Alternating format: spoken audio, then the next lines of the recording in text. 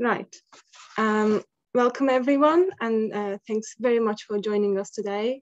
And I hope the Freshers Week has been treating everyone well, which I assume everyone is somehow related to freshers and universities. So I assume it's been a chaotic week, but finally, the students are back in person. So that's great. So before we start, I'd like to give a quick intro. So today we are joined by 4 speakers, Max, Izzy, Alison, and Sosha, who are all doing valuable work to keep students safe from drug-related harm. So first of all, thanks very much for agreeing to share your insights today. Jess from University of West of England was going to join, but she couldn't make it due to health reasons. So instead, Alison kindly agreed to talk about the amazing work they've been doing together in both University of Bristol and UWE. So during the session, everyone will speak about 15 minutes, and we are going to have the questions in the end. If we have any time between speakers, I might also ask some cheeky questions to individual speakers. If you think you have a short and quick question, please feel free to use the chat. Otherwise, please write your questions in the Q&A box below, and I'll direct them to the speakers at the end. If a question is voted by other attendees, I'll prioritize to ask it, so you have that option if you like a question. I'd also like to remind you that this webinar is being recorded, so please be mindful of sharing potentially sensitive information about anyone or any institution.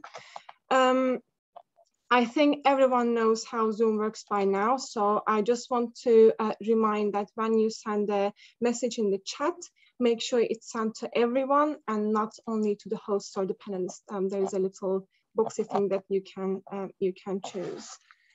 So for those who don't know who we are, we help organizations for the well-being of students by providing the necessary tools and guidance to reduce drug-related harm. And we do this by combining policy, research, and education. We are a partner organization to Drugs on Me, which provides evidence-based, practical, and accessible information on drugs. So we wanted to organize this webinar because we've observed that staff and students who do not believe there is an environment in which they can freely express what they think of drugs, or they could disclose their drug use. And we also observed that some universities even hesitate to champion the policies and interventions they pilot or even successfully implement to avoid potential backlash. And this shows that an open and honest conversation around drugs does not exist, both within and across universities. And we think that this situation prevents universities from effectively dealing with drug-related issues and keeping students safe from harm, which I believe the speakers today will tell you more about this.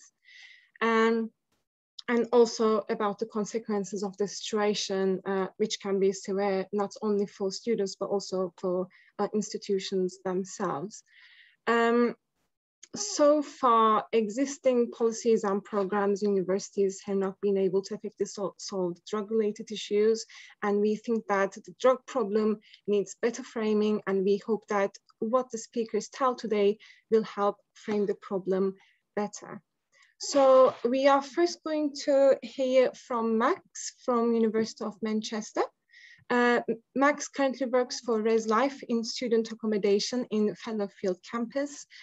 He was an ex-student at the university and have been supporting students for the past 9 years.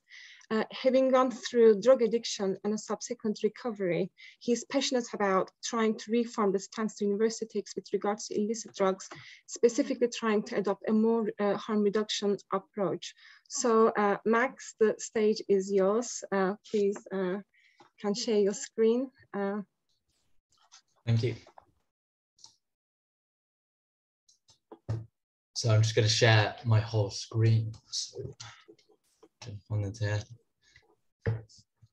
Can you all see that? Okay. Yeah, brilliant. Thank you, Ada. So yeah, I know I'm very humbled to be able to talk about this, and it's exciting to be able to engage in these conversations. As Ada said, I was a student at the University of Manchester and subsequently went on to work for the university and currently work in the ResLife team supporting students. It was during my time as a student when I first got into drugs, and subsequently went through a few years of substance abuse, resulting in me feeling quite suicidal at one point. And that was ultimately when I reached out for help. And I got support through CGL, went through a 7 or 8 month recovery. And I realized that like I'm probably not the only one who's suffering with drugs. And I felt like it had to get to that point, because I didn't feel like I could reach out for help. I feel like when I did actually reach out for help, it was very supportive. And that was from a staff point of view, but the perception certainly wasn't there. And I just want to try and change that, certainly in our universities and in universities across the country, hopefully. So from my views, I'm going to talk about the observations that I've seen, the problems that we currently have, and possible routes out of that. So starting with the accommodation stance, I've copied in everything from the website just so I don't do it disservice, but really the important paragraph there, the second paragraph, kind of sends a very, very stern message about how the university accommodation feels towards drug use, using words like strict zero tolerance policy, random checks, canine detection, expelled from halls, disciplinary action. Even in the first paragraph, it talks about prison sentence. It's very, very, very strong in its stance.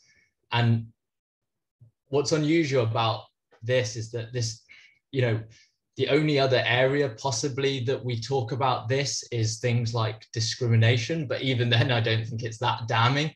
I think that we don't have zero tolerance policies to many other offences that students can commit, but for drugs, it's always been viewed as quite a damning thing to do. And from that, we have this discipline penalty ranges. So right at the bottom, I didn't highlight that. That's just highlighted, which again further kind of separates it from other offences. The policy we have in university halls is that if a student is caught with any kind of illegal substance, then they immediately get a £250 fine, which can be reduced to £100 if they attend a harm reduction talk. I've now taken over doing those talks since March, and have changed them up a bit to be a bit more of a discussion to hopefully change this kind of stigma that we send out. And those talks have been really illuminating as to what students feel, and how they really think about the approach we take. If a student is caught for a second time with drugs, then the accommodation usually will typically ask them to leave the hall of residence. So it's a very, very strict offence. You can see other sort of offences in there, which arguably are worse, like damaging the hall or being malicious, setting off fire alarms. Those kind of things can be worse potentially, but this is the offence that can result in students being asked to leave.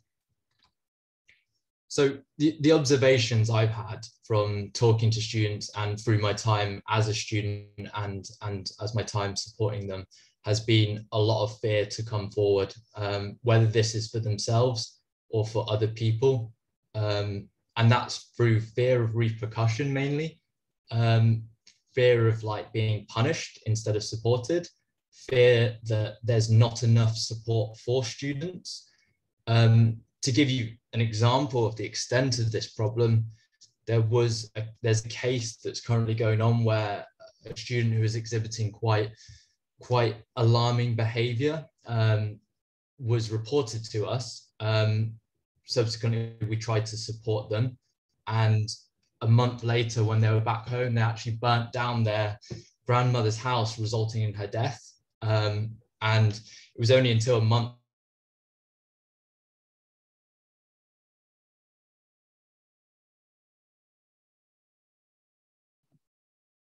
Is it only me who lost Max? Yeah, I think we have. Oh, I'll try writing on the chat.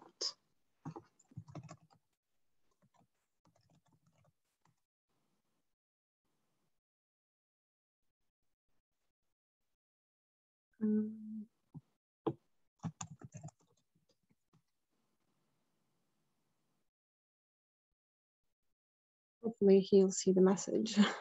Maybe he'll just keep talking. Yeah, no, I sent it to oh, he's completely dropped out. Oh, I hate technology. I have. Oh, okay, he's back. Sorry, my Wi-Fi just dropped. Sorry. Can I be made a host again so I can show my video? Yeah, now we can. Jump back into this. You can share screen. Sorry about that. Problems of living in university accommodation. So basically moving on from that, it was essentially, we've got all these policies, and does it really stop students taking drugs? And I think it's clear that it doesn't. Like we've got these strict punitive measures, and does it actually have an effect, or is it just driving students further away and trying to and almost siloing them? And last year we had a bit of an issue as well with suspected dealers coming onto site. This is suspected because students being attacked with knives. Like there was a machete attack on a student, and when we asked the students about it, they didn't seem to know what it was about, but there were rumors and talks of certain students owing dealers money. And this creates all sorts of problems where they've obviously got into situations where they've got problems, they're not, they've got issues, and we need to be able to support them before it gets to these levels. Through the drug talks, through the harm reduction talks, I managed to talk about to 25 students since March, and the feedback they've given is pretty similar. They feel like there's a lack of support from the university. They feel like they would like to be able to reach out for help, but they can't. But they do want to engage in conversation. I think that when I let them know that it was a safe place for them to talk about their drug use and to, in a non-judgmental way, they were very receptive to that and were welcoming to that idea. And so I think there is really a craving for this almost from some students that would love to be able to, talk and say, I don't know, I'm not sure if I've got issues with this or problems. This is what I take.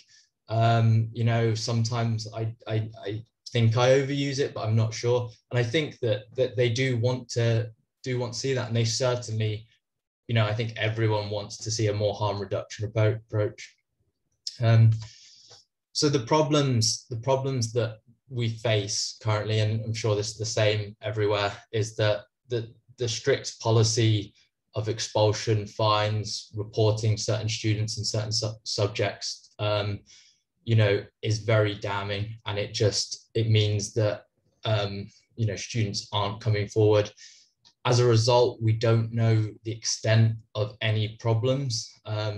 From the drug talks, I managed to talk to a few more people through telling them, if you know any friends that can talk to us, please do let them know that I'm here. I can start in a conversation with them. And so managed to talk to a few people that I wouldn't have done normally. The only people I talk to really are the people that get caught, and of those people, they're typically students who have set off a fire alarm through smoking weed. So we don't know the full extent. I mean, the research you're doing, Ada, is fantastic at that, but it's very worrying when we don't know. I asked students in a medical emergency relating to drug use, would you notify support staff? And what was alarming again was that they felt they couldn't notify university staff through, again, fear of being punished.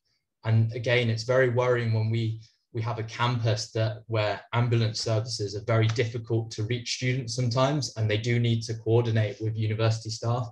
And if students aren't telling us that, it's going to take longer, it's going to be delayed, ambulance won't know where to go, there's confusion.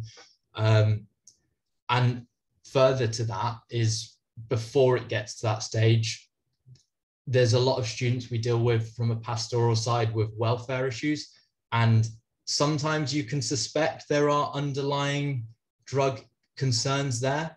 But again, if they're not willing or wanting to disclose it to us, it's very hard to get them the help and support that they need. And what is crazy about our situation is that if a student does come forward and does talk to us about having issues, we will help them. We're not gonna like just kick them out straight away. But this doesn't match up to the messaging. This certainly doesn't match up to the messaging.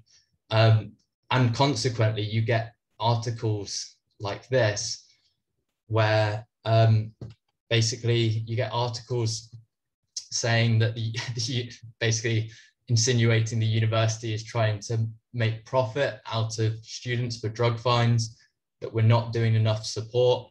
And this feeds into, and this was only 5 months ago, and this feeds into the messaging, like ResLife of a zero tolerance, strict policy. And it's just a bit of a shame that is how it's viewed.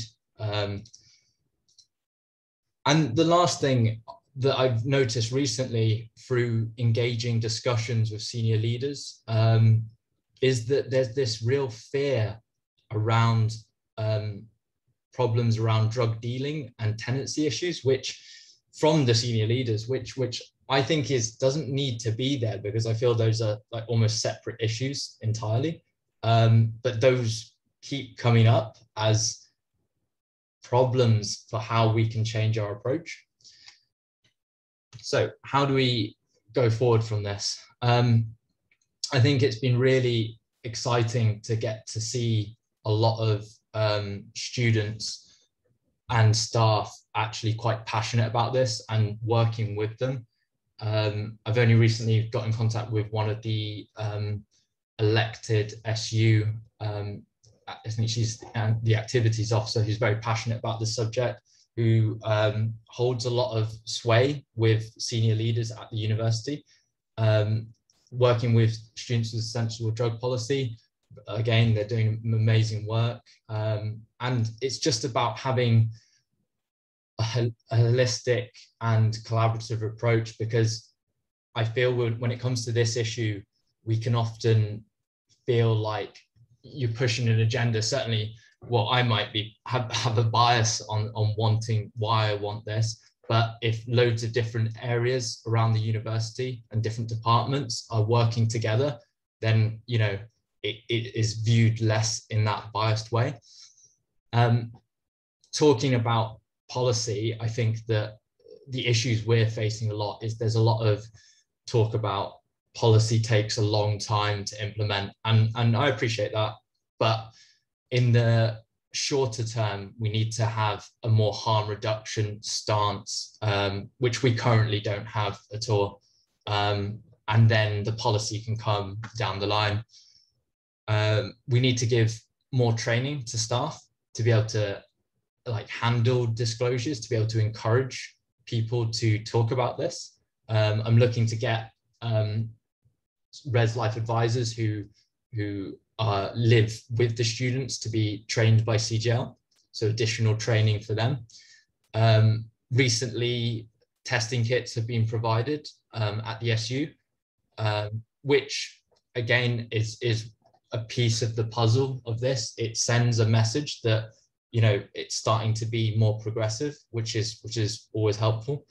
I'm looking to do more workshops as well, and create open, safe spaces to have these discussions, to have these non-judgmental discussions, and create bridging services before students need to go to CGL necessarily.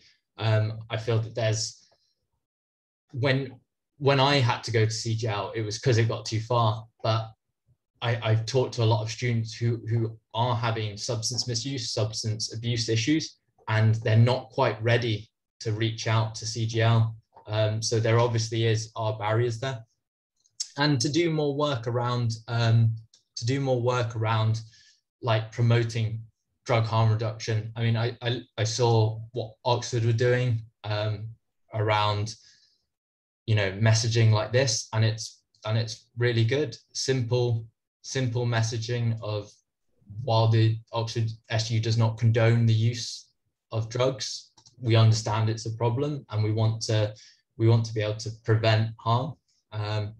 And that's what's kind of needs to change at the University of Manchester. I feel there's a real fear around that, and I think we're starting to get there. Groups are meeting together. Work is being done. I think what's good this year is that we have someone from the SU who's really pushing it forward, and I think that the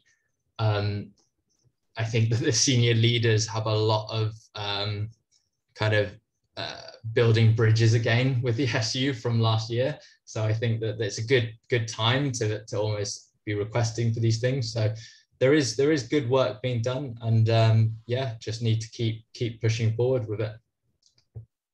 Amazing, thank you. Bang on time. Right, without wasting much time, I guess I'll quickly introduce Izzy. So Izzy was the Vice President Community of the University of Surrey Students' Union for the academic year 2020 and 21. During her sabbatical year, Izzy launched the Students' Union's first drug education campaign and worked with staff across the university on harm reduction initiatives. Izzy is currently sitting on the Students for Sensible Drug Policies Board of Directors. So Izzy, now the stage is yours. Thank you for that introduction, Ada. Can you see my screen? Yeah, all good. Fantastic. Cool. So as Ada mentioned, my name is Izzy. I am coming here today to talk from this perspective of a Students' Union officer. So last year I was the Vice President Community of the University of Surrey Students' Union, and one of my big sort of passions within this role was to launch a drug harm reduction campaign. I think my interest in this came from the fact that as a student, I had seen, drug use occur. I'd heard, stories, including some horror stories really, of, situations students have found themselves in that could have potentially been prevented with sort of better support and procedures and policies. And that really inspired me to do something and, start a campaign and start a conversation at our university about drug use. So I'd like to share a little bit about that, but also a bit more generally about how students' unions can approach student drug use. So I thought it would be good to just start with a sort of brief overview of what a students' union is and does, in case anybody might not be familiar with them. So a students' union is a representative body for students at a specific institution. We are independent from the university. So although the University of Surrey Students' Union is funded and does have a space on the campus, we are separate to the university itself, which is helpful in terms of being able to hold university to account on certain things, but also because there are certain legalities surrounding an academic institution, and because we're not that, we have a bit more wiggle room per se on certain things, but I'll get into more detail on that in a little bit. We're also a democratic organisation. So the people who run the union, the presidents and the vice presidents, are all elected by the student body in an election. That's how I managed to get into the role. I was lucky enough to be voted in by the students last year. And that's the way we ensure that the student voice is sort of being heard most accurately. So whoever gets the most votes is a representative for that year. And more generally, it is a student-led organisation. So we have staff members who are full-time permanent staff members, but it's the elected officers who choose the sort of directions and the priorities of the union for their time in office. Moving on to how we can influence a university, the sort of university staff acknowledge the officers as individuals who represent the student voice. So often universities are great at doing sort of student advisory boards or providing opportunities and forums for students to feedback.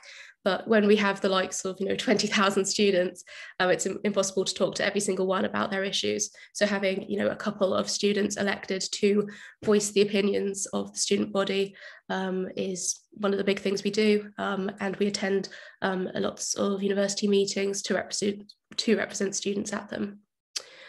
Officers are elected on policies, so that we're elected as individual people, but also things we want to achieve. So we write a manifesto, which includes things we want to do. So for example, on my manifesto, I had that I wanted to improve the support offered to students having difficulties with alcohol or drug use, as well as make changes to our procedures and policies. And because I, was able to sort of tell university staff, this policy has, I've been elected with this policy, it's, something students agree with, that gives a bit more backing really to the argument of why we should sort of change certain things.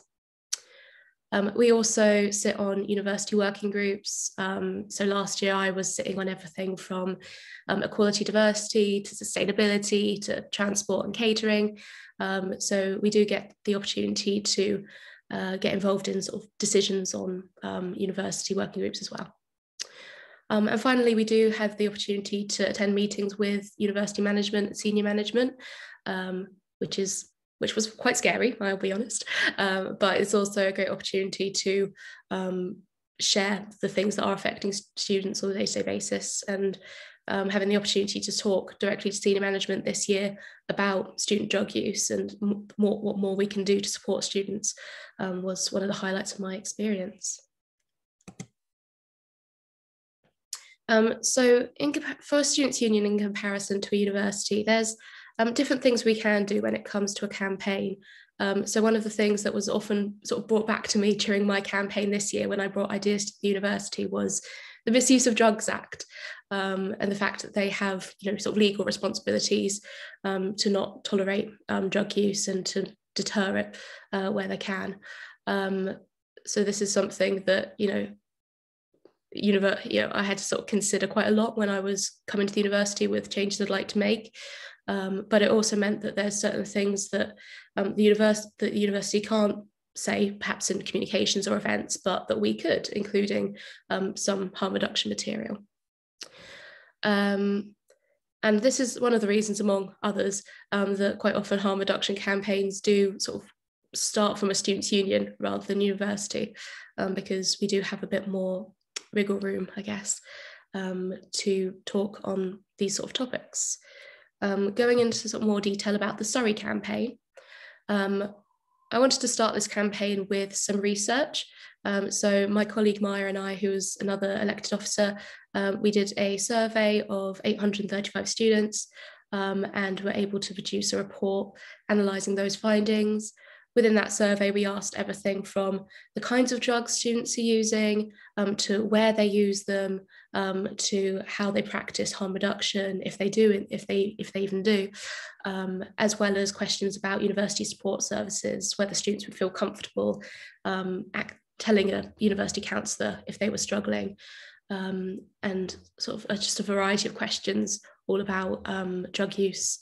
And we found some interesting, but also some quite worrying things from that report.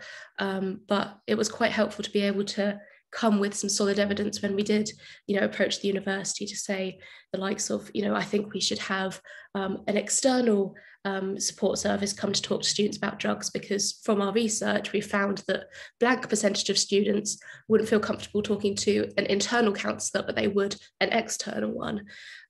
So I found that, having some solid evidence and statistics has really helped us with our campaign and being able to show why we need to make certain changes.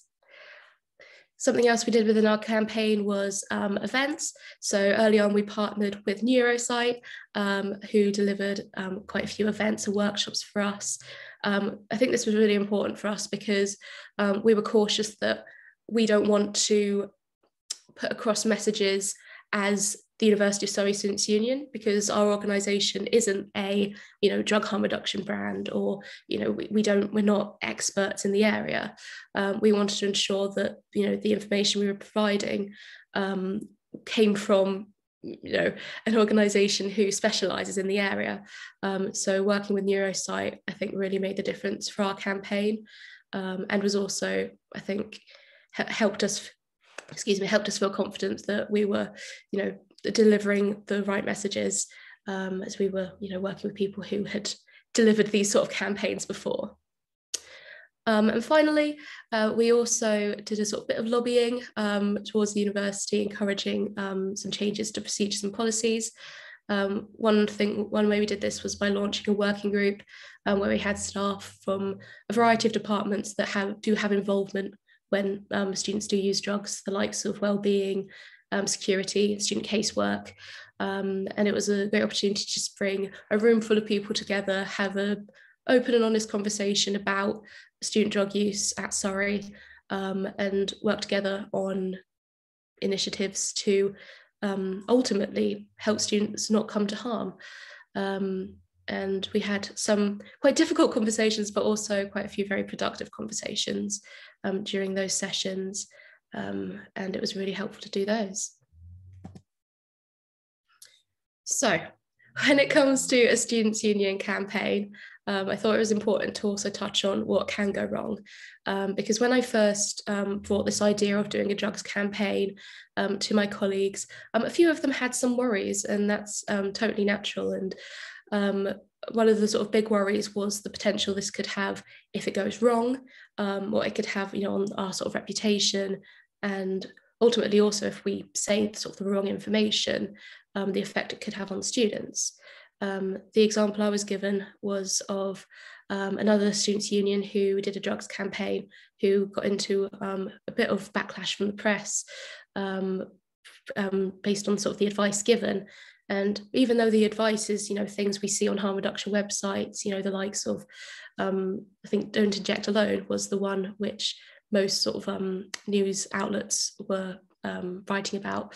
Even though these are things we do see on harm reduction websites, I think the concern was that it came from and a students' union itself, rather than a, you know, harm reduction organisation. So I think we had a look into sort of previous SU campaigns to see what's received well and what was potentially received not so well in the past, to ensure that we were, you know, being cautious, but also making sure we were getting all the messages out that we needed to. And finally, ending on a more optimistic note, things that can go right. So we had quite a few positive things come out of our campaign. We wrote a new policy for the University of Surrey Students' Union. So we have a club as part of our union, and we had a policy for the club, but not the union as a whole. So we decided to rewrite the whole thing, including the club one. Obviously, the club had to acknowledge that as a licensed venue, we couldn't, you know, promote drug use or anything like that. But we did make sure that harm reduction was the centre of the policy for the Students' Union. And after much lobbying, the University of Surrey have also written a new policy. I think we spent a lot of time during our working group meetings discussing some of the worries we had with the current policy. Perhaps some of the wording was showing a lack of understanding for the psychology behind why people use drugs, and a lot of it felt like sort of punishing without any sort of offer of support or, you know, suggestion of how to help students if they are struggling with drug use. Something else that also came out of this campaign, which I didn't expect to, was that we provided new opportunities for students to get involved in activism. So during this campaign, I discovered Students for Sensible Drug Policy, and within it, we decided to form Students for Sensible Drug Policy Surrey. So SSDP, some of you may be aware of, have what are referred to as chapters at universities across the UK. So we started a Surrey one and provided an opportunity for Surrey students to talk about drugs, you lobby for policy changes, both internally but also nationally, and give students that opportunity to have a say in university discussions as well, which was really, really good. And on a more personal note, I've also been able to get more involved with Students for Sensible Drug Policy UK as a whole, and I've really enjoyed working with students from across the country on SSDP UK initiatives. And finally, and probably most importantly, I think the students who attend our events and workshops were equipped with that harm reduction knowledge that they can use. We always advertised our workshops as this is for everyone, whether you consider yourself, whether you are somebody who has used drugs or will use drugs, or somebody who doesn't. You never know if you might be on a night out and someone you're with may have taken a substance, and this information may be the difference between them becoming very unwell or not. And I think we did have a good mixture of people at the harm reduction workshops who considered themselves to know a lot about drugs and considered themselves to know very little about drugs. And that's really what we wanted. We wanted all students to be aware of this information because they never know when they might need to know it. I think that's about everything from me. So I'll hand back to Ada. Amazing. Thank you so much, Izzy. Again, everyone is doing great with timings. I always get worried doing webinars like this, but great job. So I'm not gonna waffle anymore. Next we have Alison from University of Bristol. Alison has about 18 years experience of working in higher education in a variety of roles, and she joined the University of Bristol in 2018. She has worked closely with University of West of England, external partners and the Students' Union in progressing a harm reduction approach, which she'll tell more about. So I'll shut off. Hello, I'm probably going to go over time now. You've said that, aren't I? So yeah, I'm sure some of you are expecting Jess, but you've got me. This is definitely work that we've done in conjunction with UWE, as Ada said. Although we've done things slightly differently and perhaps slightly differently to the previous two speakers. We've actually, both universities have had a great deal of support from our senior managers in terms of having a harm reduction approach or policy. So I guess though we have a slightly different context in Bristol, perhaps. So as Ada said, I joined in 2018. That's when I first met Jess on our multi-agency drugs group that had just been set up. That was both universities, police, public health, both the key drug agencies in Bristol. And we did have a background in Bristol of the suicides, the clusters that had made big media news. So student wellbeing was a really key priority for both universities. Bristol has got a reputation, and it's somewhat based in reality, that there are high levels of drug use in the city. It's a very popular city, but it's also a very progressive city. So we have a police force that have a drug education program as their first sanction. So that was a very helpful bit of background for us, rather than people on their first offence going into the criminal justice system. They go to the drug education program. And Bristol's also been quite forward thinking in terms of research into drug use and making discoveries, as I've listed there. And as I'll mention again later, Bristol City Council is developing its own harm reduction strategy. So we had quite a helpful background, I guess, in terms of making this an issue. We started this work in 2018. Both universities had sort of policies and approaches signed off by the senior management team, but it was difficult to kind of get it going, and we weren't able to really make students aware that we had a different approach, and they still very much felt that would be a zero tolerance approach.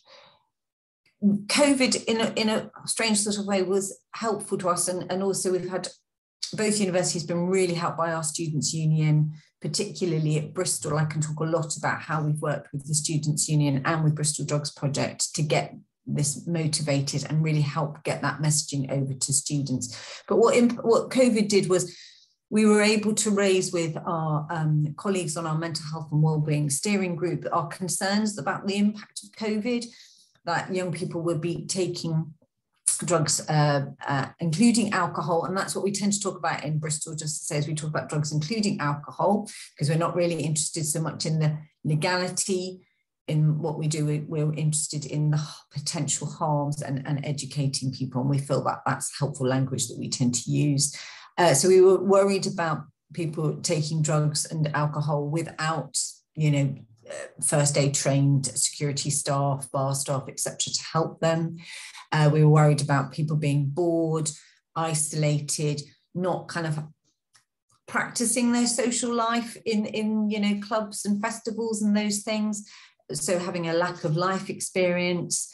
There were issues around security, wanting entrant flats. So what we were able to do, and also we were concerned about how drugs markets would change during COVID. And we know there is quite a surplus of party drugs available this year because they weren't able to sell their drugs in the normal ways in the last sort of 18 months. So we went to our mental health wellbeing strategy and we said, we're worried about this. We want to do more than we've done. We need to up our game. And they were really supportive. And we were able to do more. The legal context, as both previous speakers have mentioned, is really important. But I think there is also a lot of misunderstanding of what the legal context really is, and it's more limited than people think.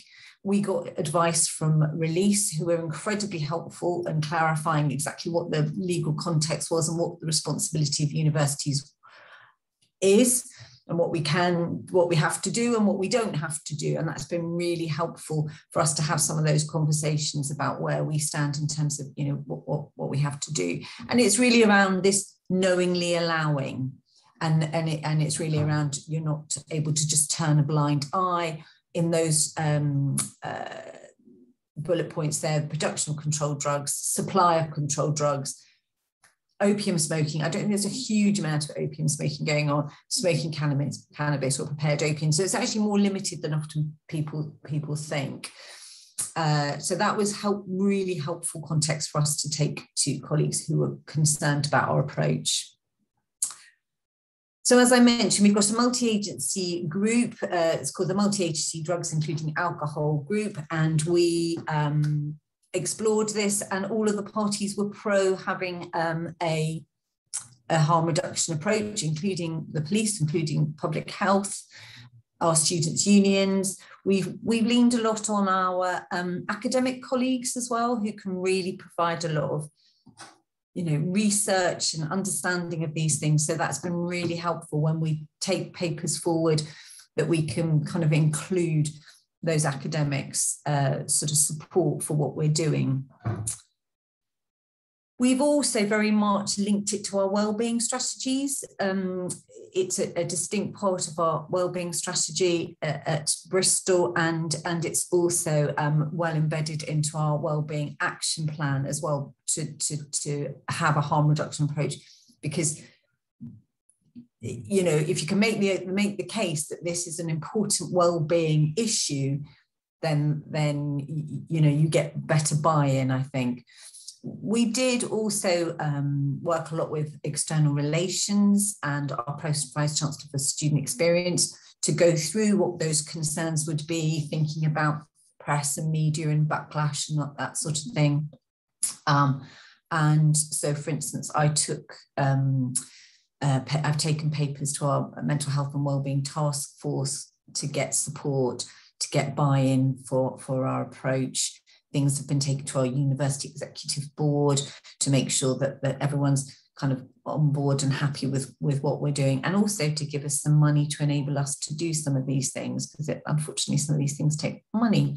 So what we've got now at Bristol is we have our own local drugs working group, which involves staff and students, and that includes the Students' Union. And we work out what we're going to be doing for the year as a group. We have a staff training programme.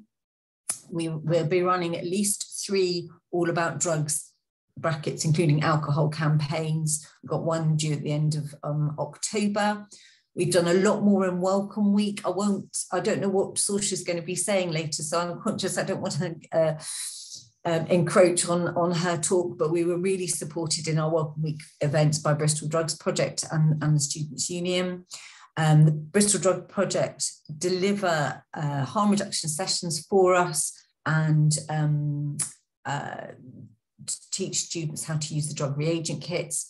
We've now got a Students for Sensible Drug Policy chapter at the university who will be running info sessions. We've also got a peer support group that will be starting in the next few weeks as well for students who are experiencing more problematic use and want to explore that both in terms of their drug and alcohol use. We have a joint statement with UE that's been signed off again by the police, both drug projects and public health. We've got their support. We've got one more little bit of work to do, and that will be published on our website, again, to try and get across to students that this is our approach. We're going to be continuing to work with academics and their students to have some research projects. We've had some done already. We've had some great research from students on our harm reduction sessions. They've surveyed our students afterwards to find out how they found them, how we could improve them. And we're also going to be working more closely with Bristol City Council on their harm reduction approach. They've really been supportive of the university's approach, and they want to work more closely with us than they have already.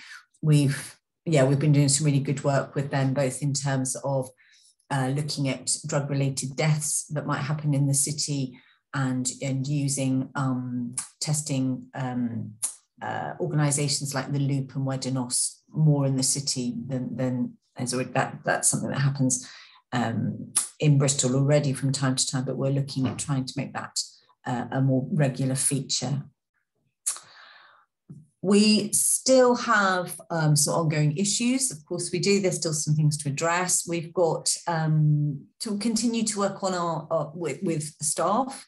Not all staff understand the harm reduction approach, as colleagues have said. You know, people are worried about the legality. Should we be stricter? Is that how we're going to change behaviours? That sort of thing is sometimes said to me. So we've still got to address that. We still have, challenges around student behaviour. I think last year was very challenging for all students and for all universities, and people didn't have anywhere to go or anything to do. So we still have to think about that. We have to think about the impact that has on students who maybe don't use drugs or alcohol as well, and how that behaviours can impact on them.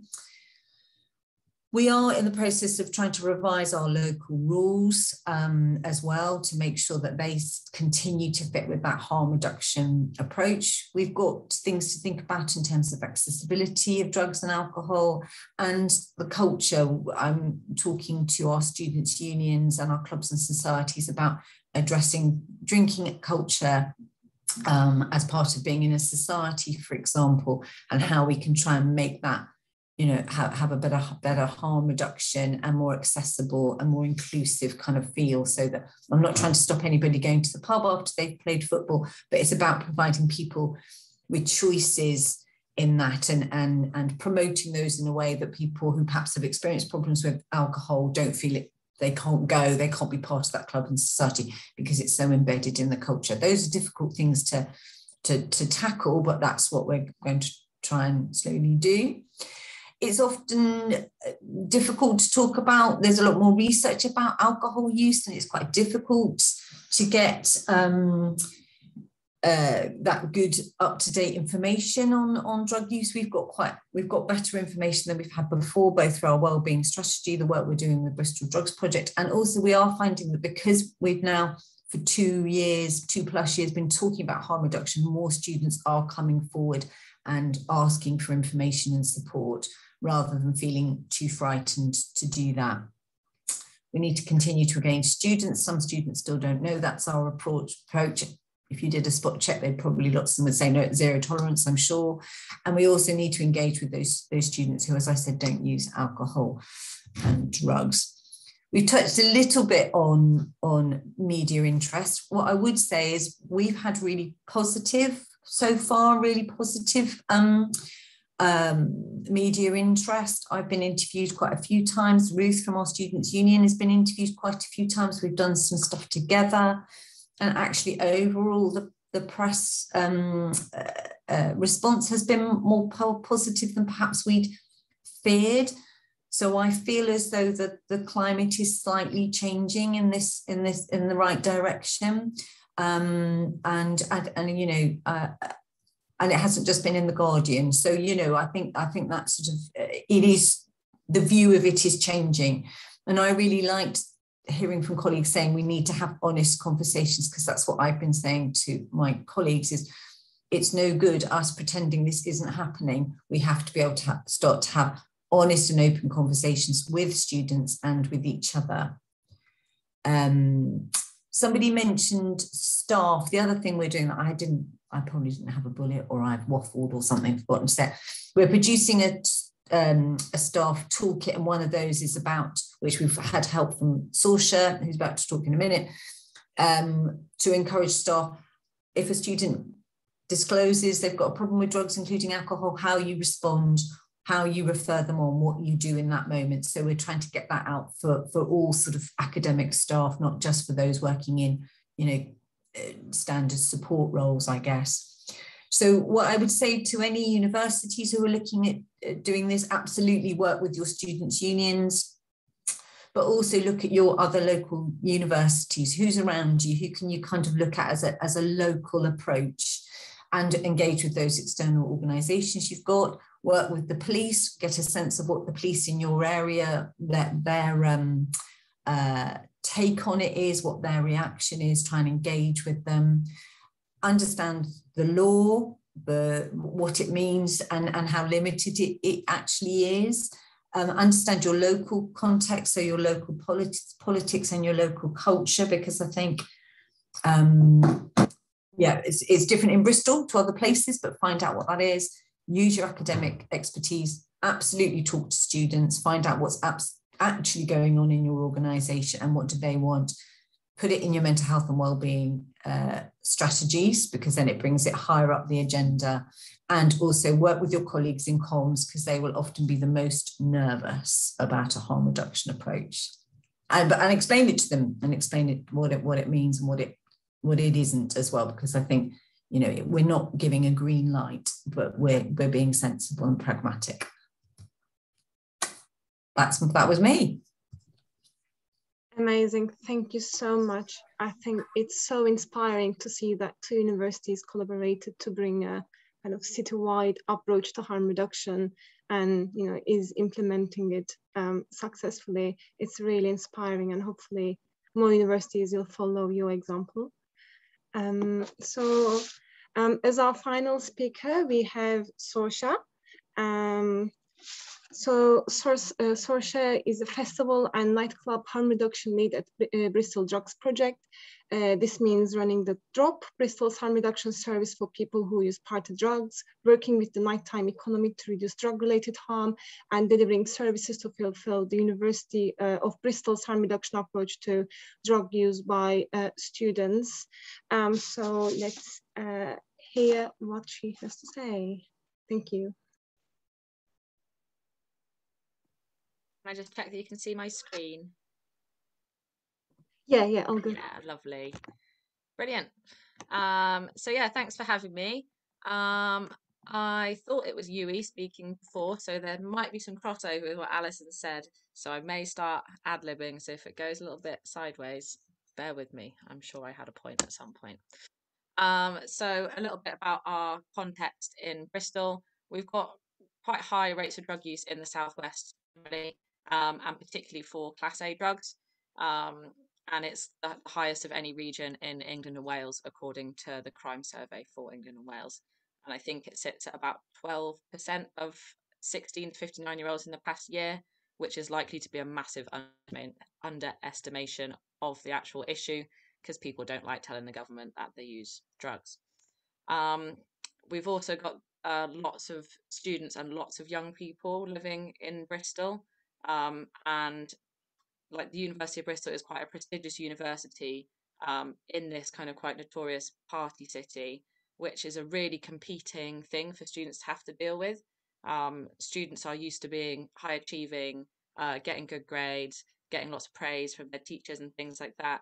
But now they're also expected to kind of make the most of the nighttime economy and live exciting lives of students. And those two kind of forces can really butt heads. And I think that's where a lot of the issues lie, is that students live these really complex lives that I think a lot of people don't appreciate quite how difficult it is to be a student. It's not just this like hedonistic lifestyle where people lectures and like don't go and like are really lazy all the time. Uni's hard.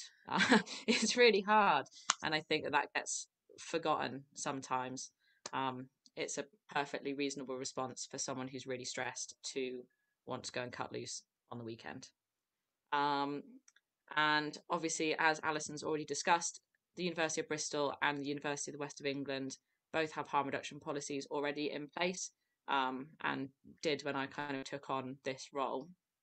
And again, as Alison said, Bristol is the best place to do harm reduction because we have such amazing stakeholder buy-in. I think it's just amazing that we have this here, and I hope that in a year or two's time other cities will start kind of picking up on what's going on here, because it really feels like the whole conversation in the city is really moving. It's not just the universities or the drug services, it's kind of everyone. So this image that I've got on the screen at the moment is a like nighttime safety campaign that was commissioned by the council, that did lots of focus groups with students and other people kind of who use the nighttime economy, and we've made these Bristol rules, which is our kind of rules for a good night out. And it's not rocket science. There's nothing like groundbreaking on there, but for an incoming fresher to see that outside the train station as soon as you arrive, that would just be amazing. Like there was nothing like that when I was a student. I think it's really brilliant how everyone in Bristol is just like working together instead of butting heads. So this is just kind of a map of the stakeholders that are involved, and what Alison was speaking, I could hear ones that I'd missed off, like the academic staff and things like that. But I just think the kind of range of people involved speaks so clearly to how complex an issue student drug use is. It is not the halls of residence fault, because it's where the students live and might take drugs. It's not the university's fault, because they're kind of the authority in this scenario. It's not the wellbeing services fault that any like drug related harm is happening. It's just something that all of these different groups need to work together. Otherwise, you're just going to miss so much of the issue. And yeah, that's my point. So what are we trying to do? Ultimately, the aim is to introduce a culturally appropriate drug service for students. And I think this is so important, because it's not that a kind of regular drug service isn't able to meet the needs of a student. It's that a student doesn't necessarily identify as someone who that service can help. They think a drug service is for someone that wants to stop injecting heroin or stop smoking crack or something like that, or who is struggling with their alcohol use. That's not true. Like drug services can help everyone and anyone, whether it's their first pill or they've got a dependence on a particular substance. But it's a real just mismatch of messaging that means that the student group often gets kind of missed. So the way that we're doing this is by kind of trying to raise awareness of harm reduction practices, which is obviously really important in the short term. We've spoken a lot today about students that are experiencing a problematic relationship with the drugs that they use, whereas in reality, most students that use drugs and most people that use drugs do not have a drug problem. However, that does not mean that they can avoid the most serious harms. It only takes one ridiculously strong pill or something along those lines to cause someone some really significant health consequences. So just because someone's use isn't problematic doesn't mean that it should be ignored. And what we hope will kind of happen by taking this much more pragmatic approach to drug use and telling students, no, come talk to us about it. Come and ask us questions about pills or about ketamine or about your flatmate that you're quite worried about, that it will encourage people to just be more open more generally. I was listening to a colleague recently on a training, and he said he was talking to some young people about kind of what the young people service at BDP tries to do, and he compared it to how 10 years ago people wouldn't necessarily tell their friends if they were struggling with anxiety or depression, and now the conversation has moved on so far that people are more than happy to chat to their friends about that kind of stuff. It's not there's not the same stigma attached to perhaps being on an antidepressant or having therapy or having a counselor or something like that. And I think that's where we're really trying to get to with the kind of conversation around drugs at universities and outside of them too, is that this is a commonality of the human experience. Like most people, by the time they're an adult, will know someone that either has struggled or is struggling with their use of alcohol and other drugs.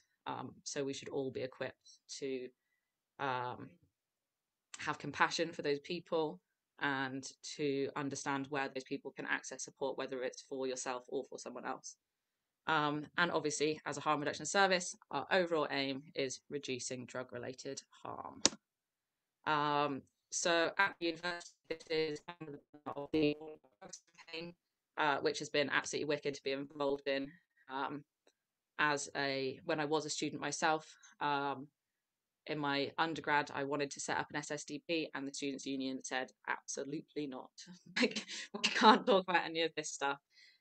So now being able to do this as a job is absolutely incredible.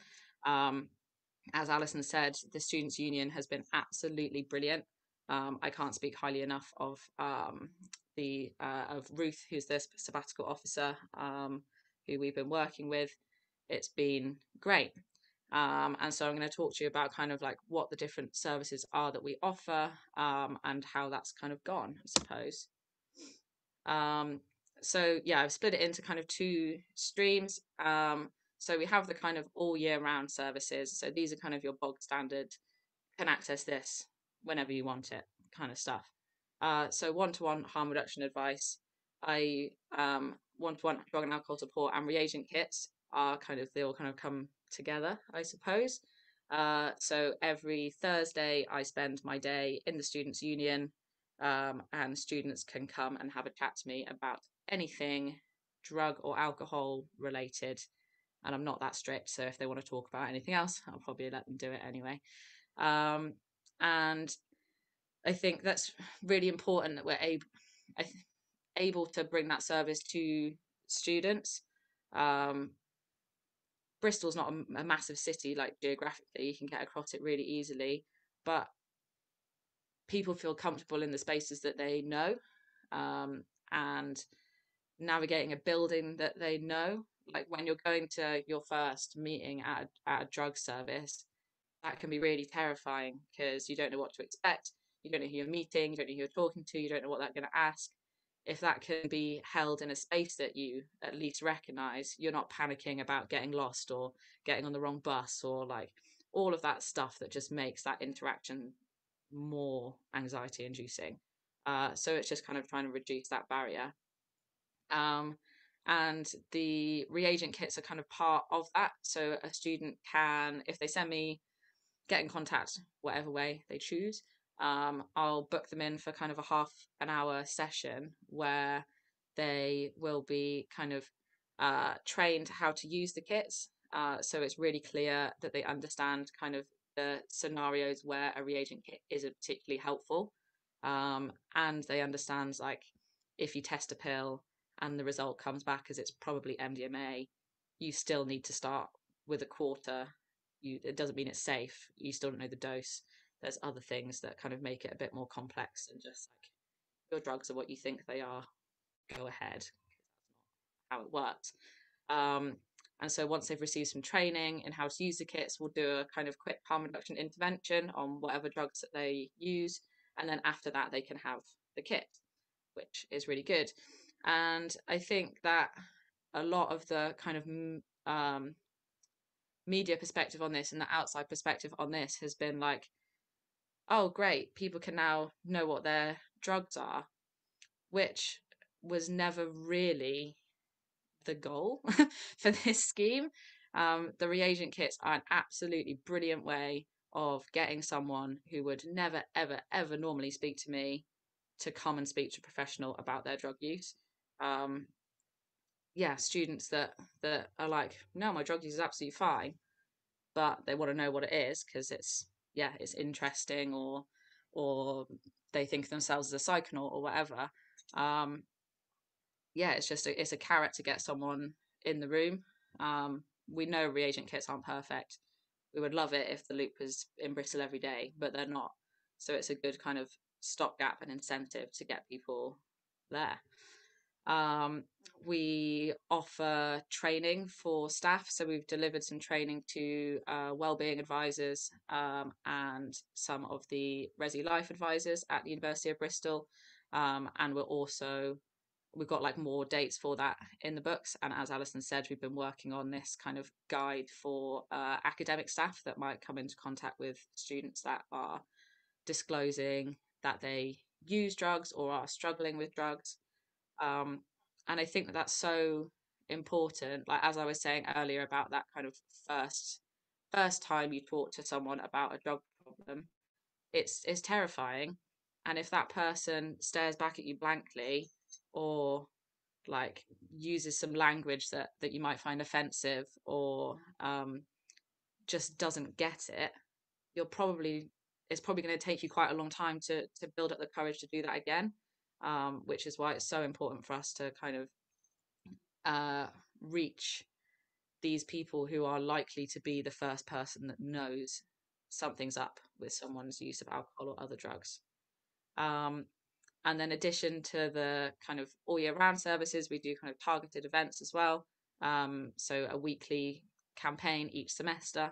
And in that, we have done kind of outreach to halls and uni events. So we were at Freshers Fair, we were at Welcome Village, we were at some of the kind of club nights during Freshers Week, which is brilliant. It was so fun. Got to speak to literally hundreds of students over the course of a week, which is great. We've run kind of harm reduction events, so webinars similar to this, but directed at the students themselves, where we kind of try and get speakers who want to discuss a drug-related issue that's really relevant to students. So we've previously had Paul, that works for Neurosight and Voltfast, came and spoke about drug use in the internet.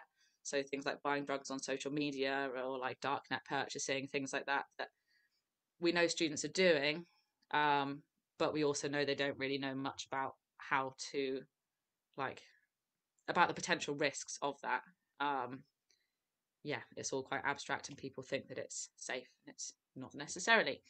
And the final kind of thing that we do is workshops for student societies. So we have worked with some of the kind of more drug focused student societies, and we're planning on putting on some like harm reduction, drug awareness and reagent kit workshops for them, and hopefully if those go well with the keen beans, we can roll that out to some other societies that don't already probably know loads about drugs anyway.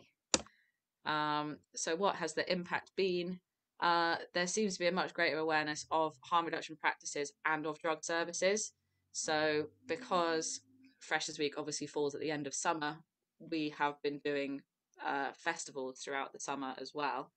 And I had people coming up at Freshers Fair being like, oh, I spoke to you at Love Saves the Day, or I spoke to you at Tokyo World or whatever.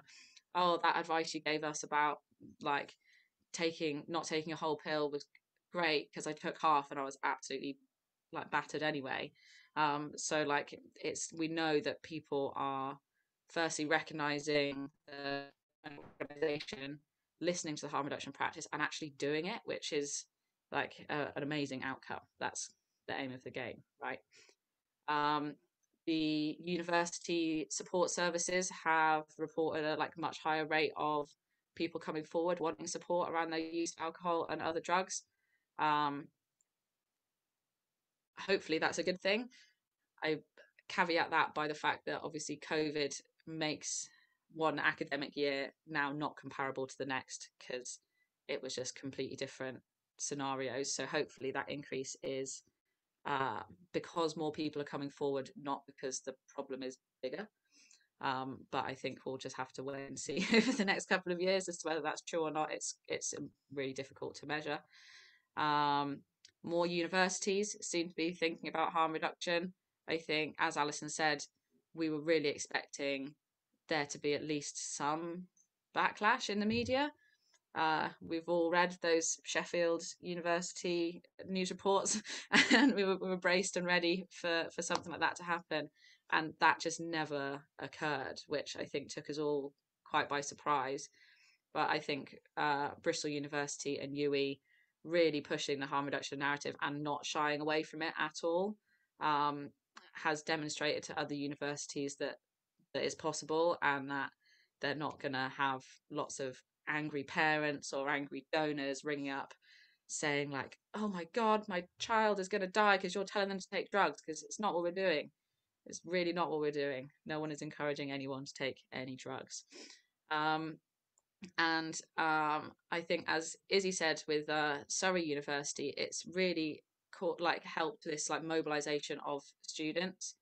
A student won't necessarily want to go to the like university administration and say change this about drugs if they're worried that if they say that, the university will be like, oh, drugs, really? What do you know about drugs? Do you take drugs? Like, why would you do that? You're not gonna risk your place to do so. Whereas when you've got the actual university and students' union saying, no, we want to know what you need. Like, please talk to us about the problem. Is there a problem? What would you do about it? It just really empowers students to have some ownership over it, which I think is a really, really positive outcome. That's not to say there's not been challenges. As I said, measuring the impact is just so difficult. We've never really known the size of the problem in the first place. I think even with like a perfectly designed survey, people don't like telling authority figures about what drugs they take or how often.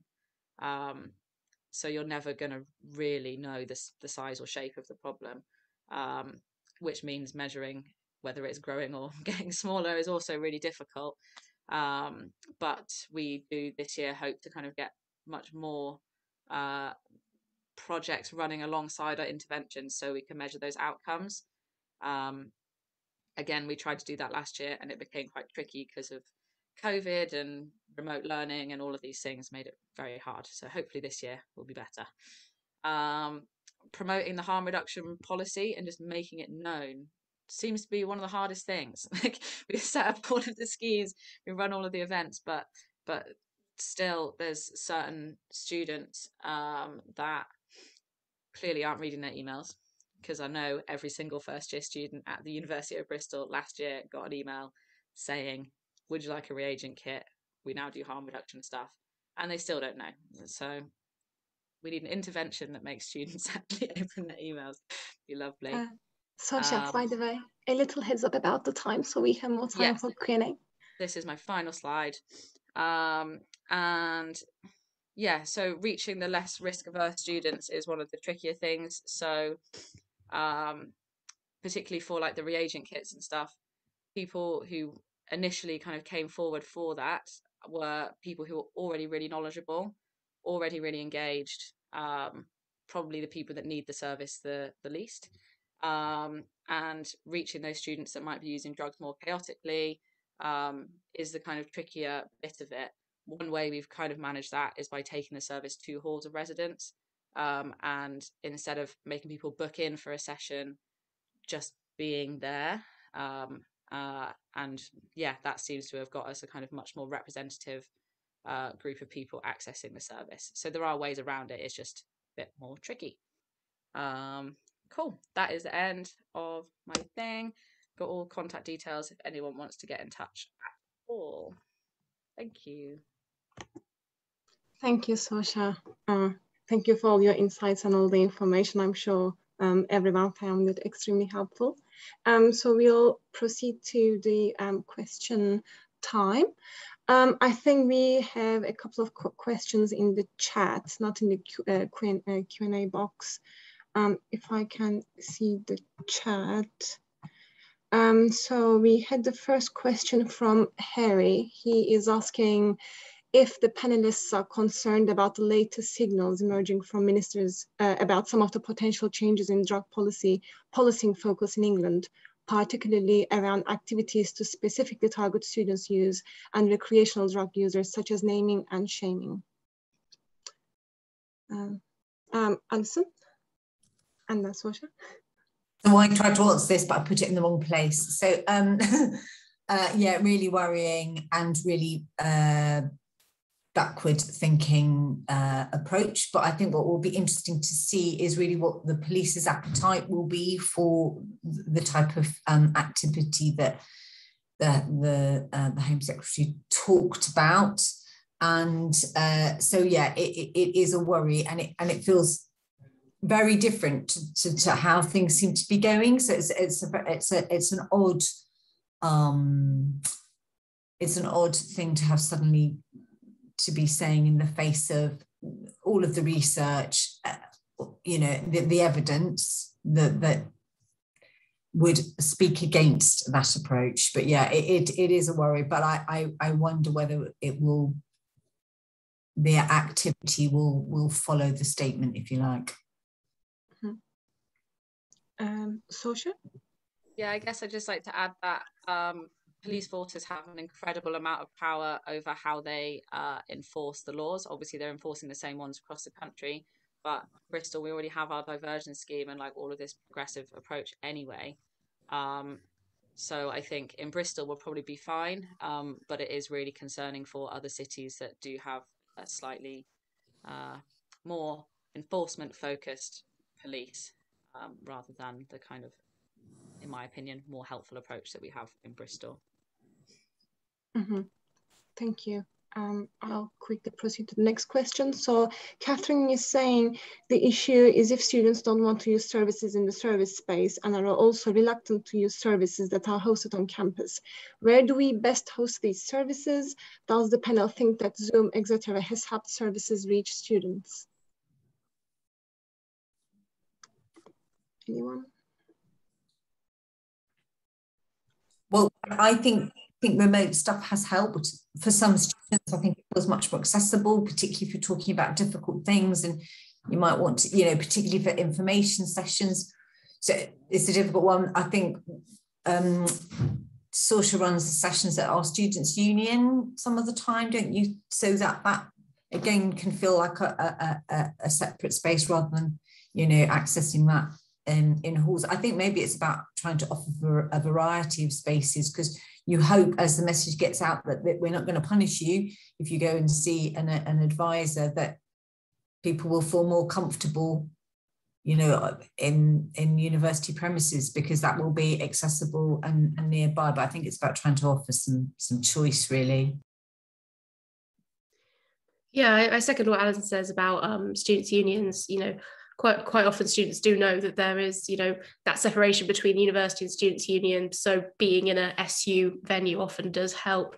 I think also providing multiple choices for students. So I think being able to bring a service onto campus so they're accessible, and often sometimes students just walk by and think, actually, you know what, yeah, I will speak about it. That wouldn't have happened if they had to go, you know, 30 minutes into town to speak to someone. But I think at the same time, it's really important that, you know, universities provide information about where local services are. So, for example, the service closest to us in Surrey, we brought them onto campus one time, but we also promoted on our comms how to get to them in town as well, if you feel more comfortable speaking away from university. So I think understanding that students will have individual boundaries, I guess, on where they feel comfortable talking about things, and providing opportunities for both really students. Yeah, and I think to just like echo what you guys said, I think that the main thing for students to feel comfortable is to get them to feel comfortable through changing the messaging we're sending out, and then eventually, you know, we get to the stage where they are comfortable talking on campus. So I think the location is not so much the location as it is to do with like how safe they feel. And I do feel external services perhaps a bridge too far for some people. So that's the issue there, as you say. Mm-hmm. Thank you. Yeah, I think that was all the hands. Yvonne asked about what sort of drugs are used during the training of reagent kits. I'm just very quickly going to answer that. It's during the trainings, it's, as you say, ibuprofen, paracetamol. They are enough to teach the basics of being able to interpret the drug testing kits. Matthew's question, again, I'll quickly answer, mindful of time, because there are a couple of more discussion-based questions. So the most commonly used drugs are, I think, the ones that everyone can immediately think about: cannabis, MDMA, cocaine, ketamine, and nitrous oxide. I think drugs such as smart drugs are not very common. But yeah, and in terms of the risks, I think maybe you can go on Drugs&Me or The Loop and check that website, because it will take so much time to explain those. So we have another question from John. He says they are looking to lift visibility of this issue via a national sector-led program and partly to head off unhelpful zero tolerance messaging from the Home Office. He is asking, given that many or most students don't recognize harm in their experience of drugs, though there may well be impacts of learning and mental health, how do we reach that many or most of these students with harm reduction messaging? Do we have any ideas around that? Alison? I think to get support from the Office for Students would be great with this, particularly in terms of getting good data, because actually it's quite hard to get good data from students. If we do an internal survey, we might, you know, if we do really well, we'll hit a couple of thousand students, which is actually a tiny percentage of our student body. So something that got good feedback from students about what is their what drugs and alcohol are they using, how much, when, you know, those things, what services would be helpful for them. And I think the harm reduction messaging, you're right, as Saoirse said, we have to acknowledge that students take drugs for a lot of reasons, and the main one is because it's quite good fun, you know, and we have to have that sensible conversation that you know, that's it's not necessarily about self-medicating and those things, but it's trying to have a sensible conversation so that you can talk about the potential harms and the potential and how to reduce those. Because I think that we're just not doing a very good job of it at the moment, both you know, as institutions or as a country or as a society. You know, we're not having sensible conversations. It reminds me of the conversations that happened, I don't know how long, when I was young. Don't tell young people about contraception, because then they'll go and have sex, and they won't do it if you don't tell them about contraception. Well, that wasn't right then, and this isn't the way we're dealing with this now. It also isn't right. So I think we need to talk to students about how do we get this message across to you. What's the best way we talk to you about this properly, and young people more generally as well as students, because students aren't the only young people that use drugs and alcohol. Lots and lots of young people do. Some don't, some do. So yeah, it would be great to have some help from the Office for Students, John. Thank Thank you. Was it Max who had his hand first? Yeah, just to say about, I think you're right in that some students don't recognize the harm. And so we try and encourage peer-to-peer support a lot of the time. Like the best eyes and ears we've got on the ground are actually the students' friends, and they can often recognize problems in their friends before their friends can. And this goes for any kind of mental health issues as well. But the challenge there is encouraging the friends to be able to tell us that their friend is having issues. And so we need to do work around making sure students feel like they can tell us about that. Thank you. And Izzy? Yeah, in sort of response to this question, I think so one substance in particular sort of comes to mind, and that would be sort of cannabis. And I think because often there's that assumption that cannabis is, you know, harmless and you can't overdose on cannabis, often students won't recognize that harm. And we do know that it is the sort of, I'd say probably in all institutions, the most regularly taken drug by students. And even I didn't know until, you know, recently the effects that sort of habitual cannabis use can have on someone's, you know, ability to study and memory and that stuff. So really, I think getting those messages out, you know, on, you know, communication platforms is really important. But I think the way we do it is so important too, because, you know, like Alison said, if we come out with sort of scaremongering, if you take cannabis, you're going to not be able to study, you're going to fail your degree, that's not going to work. So it is really difficult to come up with, you know, comms that express this message that, you know, if you are going to choose to use this substance, you know, be careful about using it habitually because it could affect, you know, this part of your health, that sort of thing, while also not coming across as, you know, lectury and we're telling you not to do things, because like Alison said, quite often it does the opposite of what is intended. Thank you so much. I think we are at the end of our time. I was going to tell everyone that we are going to go until either the time finishes or our questions. Well, it's good that it ended at the same time. So again, I'm just going to thank you very much to both the speakers and everyone who stayed up so late. It's dinner time. Thank you for joining. I'm going to finish with a little promotion of our socials. So I've just shared a mailing list if people are interested in hearing more about similar events, and obviously we also are on LinkedIn and Twitter, and any questions that you think weren't answered during this webinar, please feel free to send an email. If there's something I can't answer, I'm happy to direct your questions to the speakers.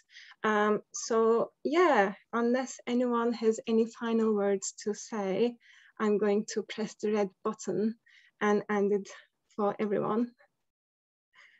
Yeah, all good. Well, thanks again, and I hope you have a good night. Bye-bye. Thank you. Lovely to meet you. Thanks all. Goodbye.